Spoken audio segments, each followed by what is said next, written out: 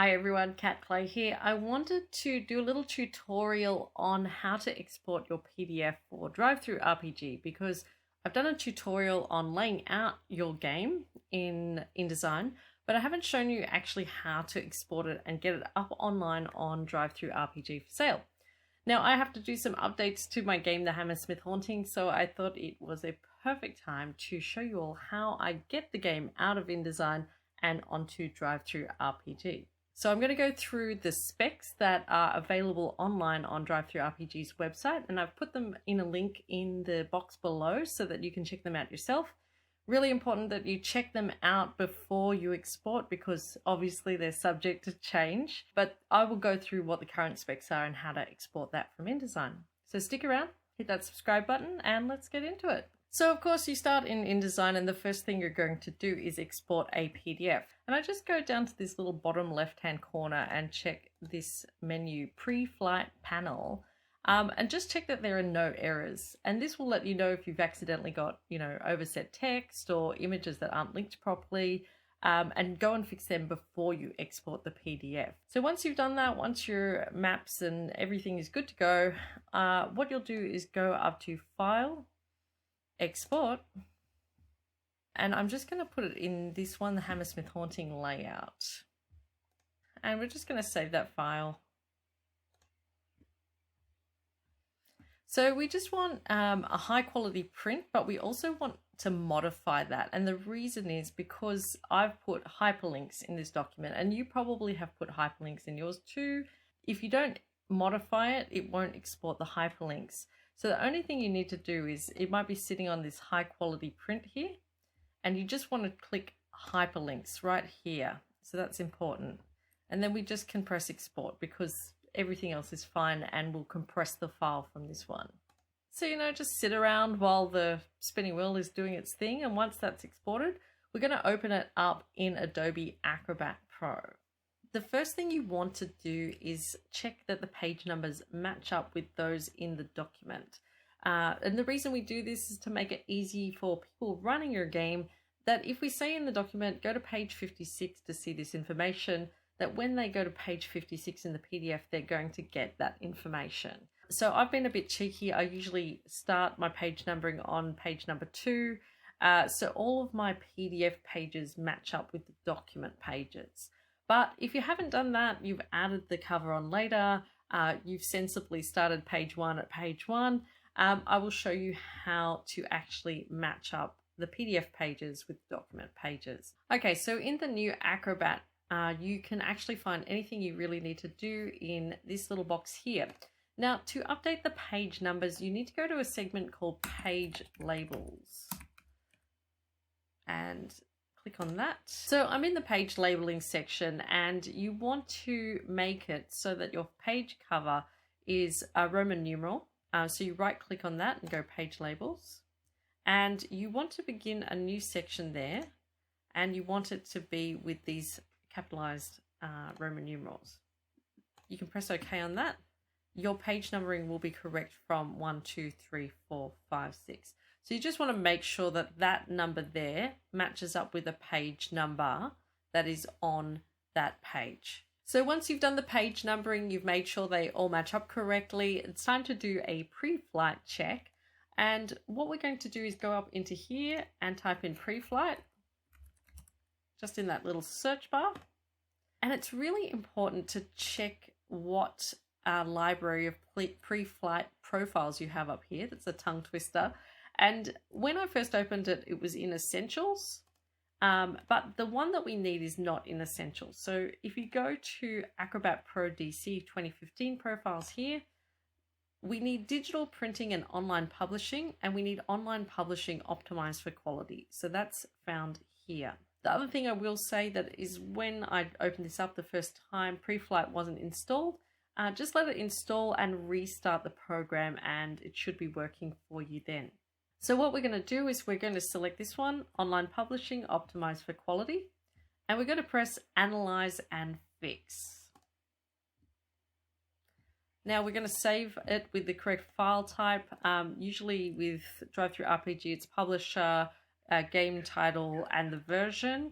So this will run through, flatten all the objects, convert stuff. It does magic in the background. I don't understand all of it, but that's fine because it does it for me. Okay, so that is all done. So that's fine. I'm going to get out of there. And the next thing that we are going to do is we're going to optimize the PDF. What you want to do is go up to menu and we want to save as other, and it's under optimize PDF. And this will bring up a menu which actually shows you all the settings. I can't make that any bigger at the moment, but I'll go through each one of them because the PDF on DriveThruRPG, because of the compression on the images, it's really hard to see which boxes to check. So I'll take you through those one by one.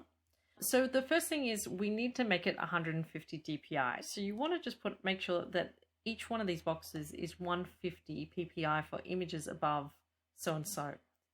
Next, we'll go down to this font section. In the font section, we click do not unembed any font. Now we go down to transparency. This should be clicked, and we want medium resolution. So under discarding objects, we want to check discard all alternative images. And the other box we want to check is detect and merge image fragments. Then under discard user data, we want to discard hidden layer content and flatten visible layers. Then on the cleanup, we only want to check the last box, which is optimize the PDF for fast web view. Okay, so that is all of those things checked correctly from the DriveThruRPG specs. And what we're going to do is just press OK. And this will go through and process again. You just got to wait for it to process, especially if we've got a big file. Now that that's done, there's a few other things that I like to do before I upload to the website. The first is to do an accessibility check.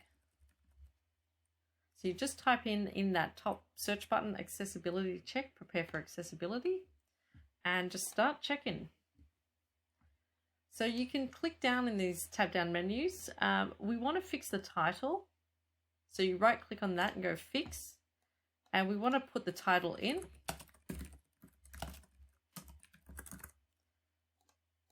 The title is The Hammersmith Haunting. So the subject is a Call of Cthulhu adventure set in 1890s London. The author is me, Cat Clay. And keywords, I'd put gaslight, comma, Call of Cthulhu. And when you save that, it will actually appear correctly at the top of the PDF, and that looks much better than just a name with dashes in it. Bookmarks, I'm going to skip that for a second. Everything else is fine. One of the big things is alternate text. It is important to provide alternative text for people using a screen reader, but a PDF is not really an accessible document, which is why it's recommended to produce a text-only file for screen readers, which is something I do with the Hammersmith Haunting. Finally, you may want to link up your table of contents to pages. You might want to add links into the document. So we just type in add, edit, or a web document link. So I've already put hyperlinks in here, but if you're in the link menu, you can actually start to see where they are. You can actually copy and paste these links too. So if you do update your PDF, you don't have to redo your old links. Just save your links and you can copy and paste these boxes across. So I might want to put a link here. So I'm just going to draw a box. We don't want a visible rectangle. We want an invisible rectangle. We don't want a highlight style. It's just a link. And then we could click go to a page view, open a file, open a web page, custom link. The two that you're probably going to use for producing your PDF here are go to a page view, so a page number like page 57, or open a web page. And the next thing you just do, you select which one you want to do and you press next. And so you use the scroll bars, mouse and zoom tools to select the target view, then press set link. So say I want that link to go to page 4. I'm going to set the link here. Okay.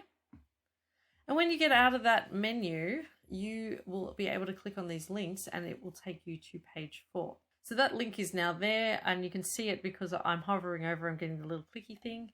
And now that's taking me to page 4.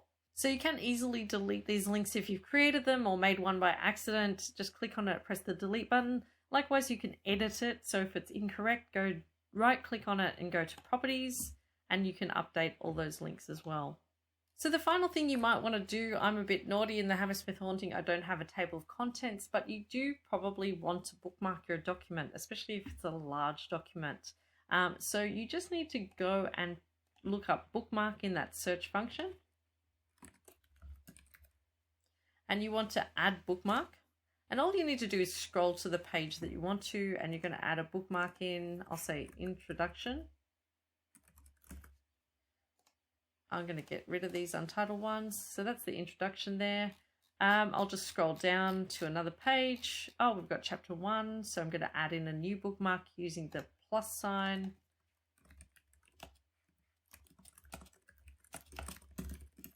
And these make it easier for the person who's on the other end to navigate your PDF. So if I click on introduction, I'm there. If I click on chapter 1, I'm here. So that's something you can just go through your document and do. So once all that is done, save your document. I do recommend just doing a quick scroll through, just checking that everything is fine. Your whole game is not appearing weirdly. There's no strange files. It's looking good. So once you've done all that, go into DriveThruRPG. Your PDF is ready for upload. Log into the back end and navigate down to upload update files. And you want to select the title. So I've got a few games here. I'm going to pick the Hammersmith Haunting. And it's really important too that what you do is you actually remove the old version of the PDF before you upload the new version. And it says that in the instructions here, but it's important. It's even in bold. If you are replacing files, please remove any outdated files before uploading your new files. So we just get rid of them here. Remove, yes. So all you need to do is drag and drop the files into the box here. I've renamed this so it's correct name. You can put a little message to your customers to say why you've updated the file. And for me, it's I've got exciting new maps. So I'm going to put a little note in there. Okay, so once that file is uploaded, all you need to do is click Done Editing Files. Done. And that's updated. So that's it from me. That's how you get your file from InDesign up into DriveThruRPG.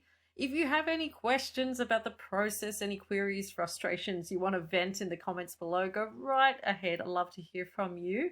If you liked this video, support my channel by subscribing. It helps me grow. I really wish you all the very best with your game making. I'd love to see what you're making. Thanks so much.